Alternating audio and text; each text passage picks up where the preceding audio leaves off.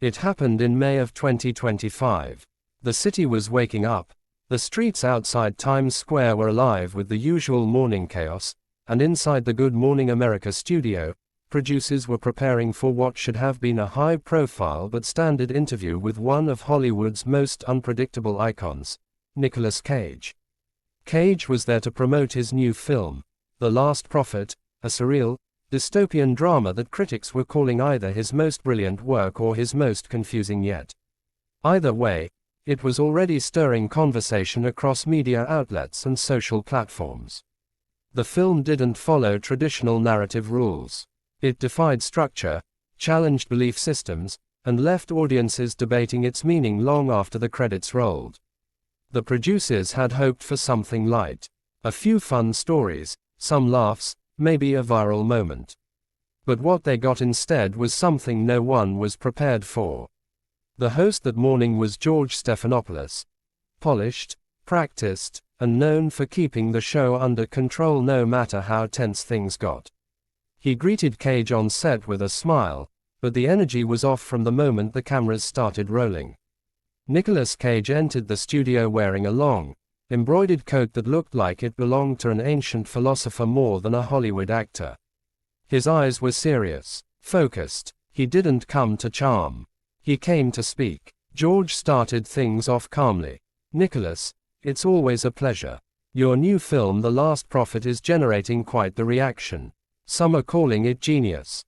Others say it's confusing. What was your intention with this one?" Cage tilted his head slightly. "My intention? To break the spell. To wake people up." George chuckled. "Break the spell?" "Yes," Cage replied calmly. "We're being lulled into sleep by a culture of comfort, control, and corporate messaging. This film isn't supposed to entertain. It's supposed to shake." George smiled politely, nodding. "But surely you understand that when a film goes that far off the rails, some audiences feel alienated.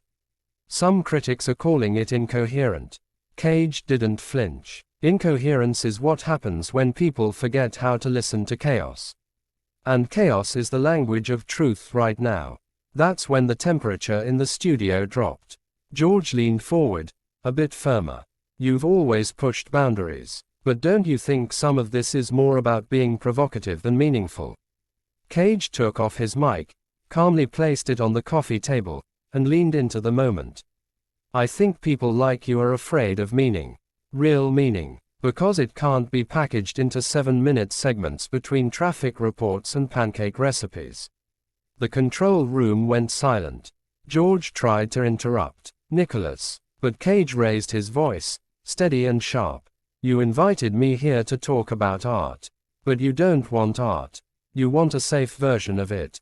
Something you can smile at and sell ads around. I'm not here for that." George cleared his throat. "This is a morning show, Nicolas. There are expectations. And that's exactly the problem," Cage said, now standing.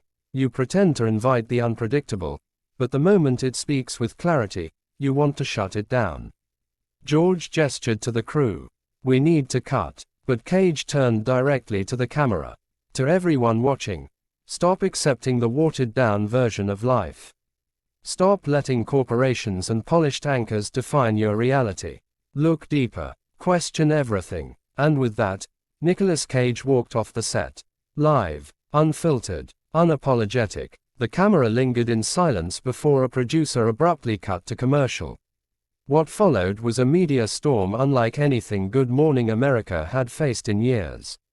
Clips of the confrontation flooded social platforms. Some called Cage unprofessional. Others called it the most honest thing they'd ever seen on live television. By noon, the headlines were everywhere. Nicolas Cage explodes on GMA, walks off live set. Cage calls out corporate media in fiery on-air clash. George Stephanopoulos left speechless as Cage goes off script. ABC issued a vague statement that afternoon. "We strive to create a respectful environment for all guests and team members. We regret that today's segment did not meet our usual tone." Cage remained silent for 2 days. Then, in true Cage fashion, he posted a short message to his followers. "Truth doesn't ask for permission. And it definitely doesn't apologize for walking out. Fans rallied. Protesters outside ABC's New York offices held signs that read, "Let art speak." Independent media outlets began inviting Cage to share his message in long form.